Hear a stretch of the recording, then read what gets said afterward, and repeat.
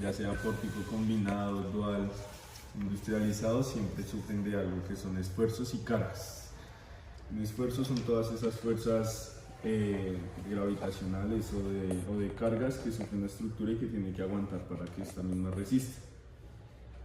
Y ya, digamos, los tipos de deformaciones, voy a decir dos. Por ejemplo, está la elástica y está la plástica. La elástica es cuando, digamos, los alambres que se pueden, digamos, deformar, pero luego vuelven a su estado original. Mientras la plástica, digamos, tenemos este balso, y cuando se genera una cortante, pues entonces ya es irreversible. Pues para explicar también las cargas que se le aplican, empezamos con el palillo. Esto lo tomamos como una columna y se le aplica la de compresión.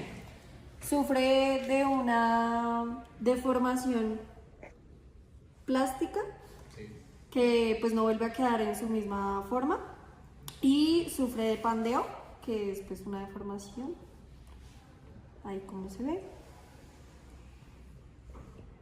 y lo mismo ocurre con los palillos. Falla en esa columna.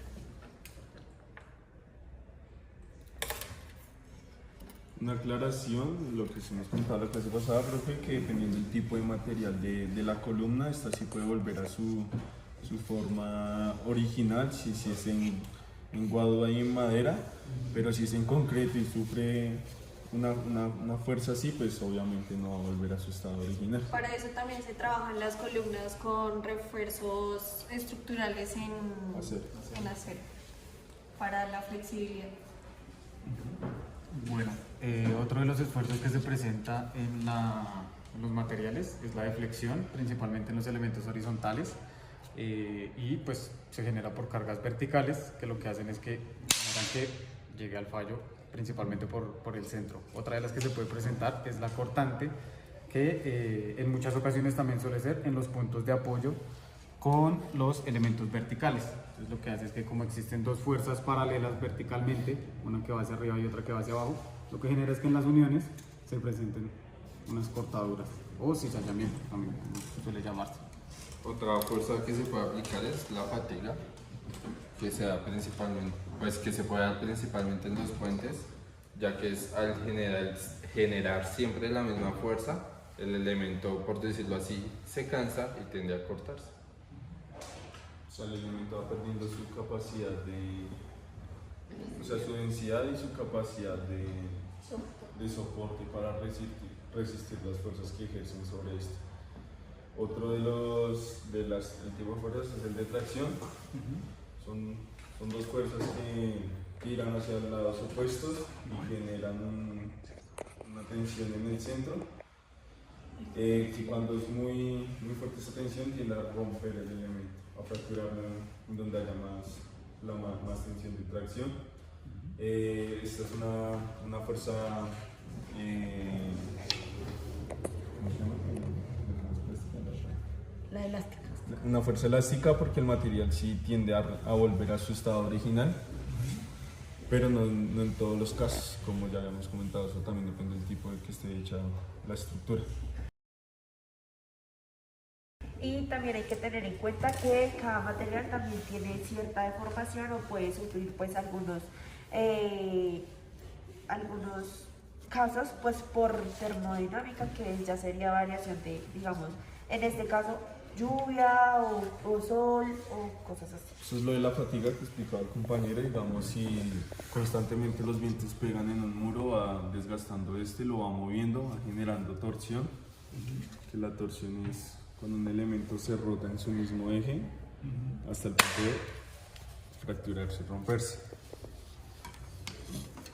El material es muy rígido, lo que tiende es a fracturarse, a generar esas rasgaduras, que lo que como se nos decía son siempre suelen ser a 3 tercios de la estructura, Sí. y ya por demasiada fuerza se empiezan a generar esas rasgaduras, que lo que pasa es que con la fatiga de las mismas cargas va rompiendo y excediendo el material hasta su punto de fatalidad, de llegar a fracturarlo. Y pues también hay que tener en cuenta que, digamos, en cuanto a los alambres, también pues sufren también de diferente, porque digamos este es más débil y con un poquito menos que este de estar haciéndole el mismo movimiento, pues se puede ir, digamos, reventar. Este de pronto sí es un poco más difícil de que se reviente, pero pues igual, si se hace el mismo movimiento, pues también puede llegar a... Eso fue lo que permitió el acero en las estructuras, que ya no solo funcionan a tracción y a compresión, sino a permitir que gracias al acero se reforzara más el concreto y se pudiera permitir hacer diseños más geniales. Y más resistente. Bueno, y más resistentes. Por la flexibilidad. Y a reducir costos, ¿no? O sea, en el tema de qué tanto concreto y material se usa para generar columnas y muros. Bien, pregunta, ¿los cables pueden sufrir de rotación? Sí, señor. Sí. Bien, ¿lo pueden demostrar en alguno de esos cables? Con este blanco.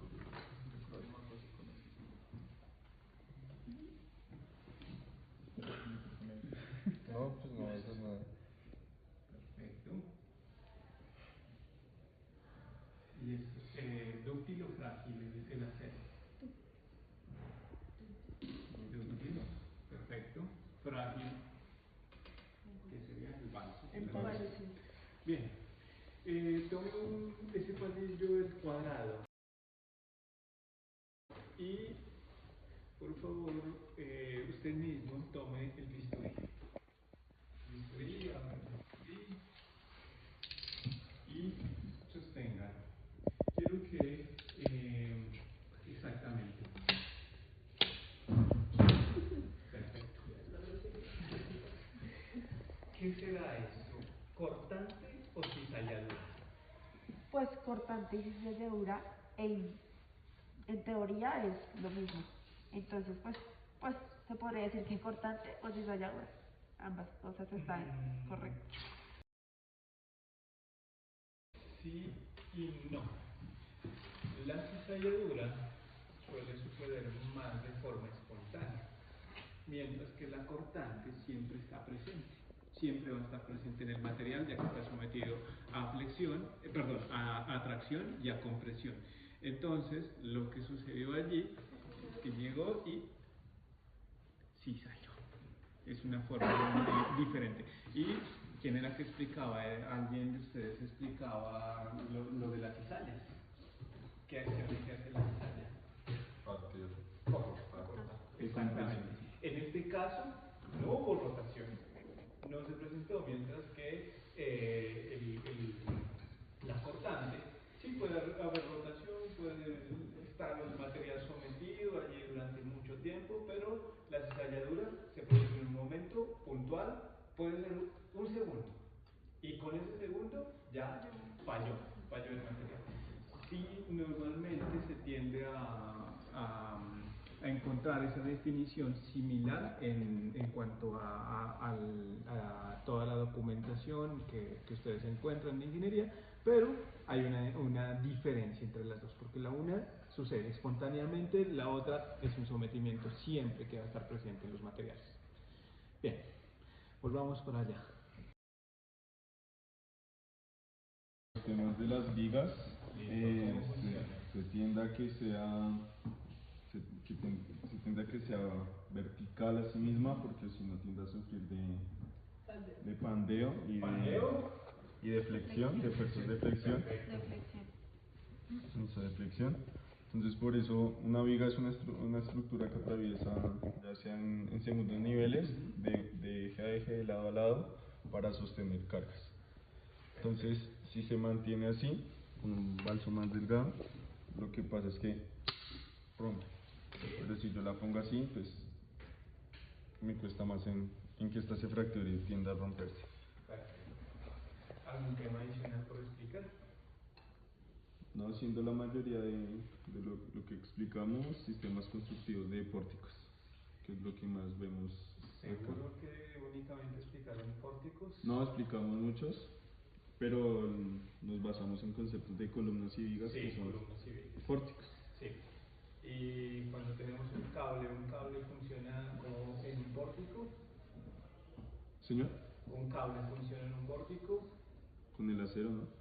Sí, pero Se podría usar como una diagonal Sí, de refuerzo en el dual, los ¿no? combinados o sistema duales. dual o combinado, sí. Pero hay algo particular que los aceros normalmente tienen una clasificación y es cables. Y los cables únicamente para su funcionamiento, digamos de puentes, están sometidos únicamente a tracción. O sea, compresión no funciona.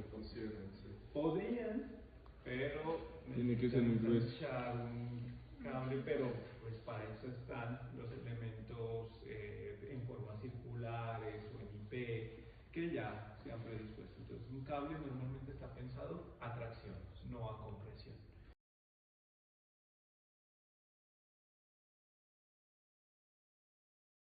Vertical. Digo más bien para que se vean todos. Perfecto. ¿Yo? Sí. Ok. Perfecto. Falló. Yo también aguanto. Perfecto. Bien. No aguanto, soy yo. ¿Cuál es la conclusión sobre lo que está sucediendo?